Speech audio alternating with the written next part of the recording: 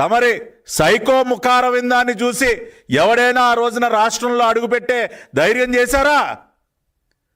తమరి సైకో ముఖార విందం చూసి ఉన్నవాళ్ళు కూడా పారిపోయారు కదా సార్.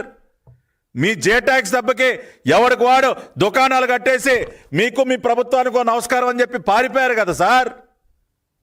కానీ ఈ రోజున ఆ పరిస్థితిని చక్కదిద్దుతూ ఇటువంటి పెట్టుబడులు చంద్రబాబు నాయుడు గారు, నారా లోకేష్ గారు, ప్రధానమంత్రి నరేంద్ర మోడీ గారి ఆశీస్సులతో, పవన్ కళ్యాణ్ గారు కూడా ఉప ముఖ్యమంత్రిగా వారు ఇస్తున్నటువంటి సహకారంతో వాళ్ళ పెట్టుబడులన్నీ కూడా సాకారం అవుతా ఉంటే క్రెడిట్ చోరీ అని మాట్లాడతారా? మీ సమాధానం ఏంటి? ఈ జీవో నంబర్ 76కి మీరు ఇచ్చేటటువంటి సమాధానం ఏంటని నేను సూటిగా ప్రశ్నిస్తా ఉన్నా.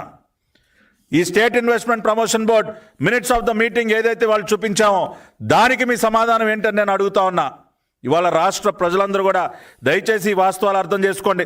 కేవలం జీవో నంబర్ 76 కాకుండా 9/4/2025 జీవో నంబర్ 5, 36/2025 జీవో నంబర్ 113,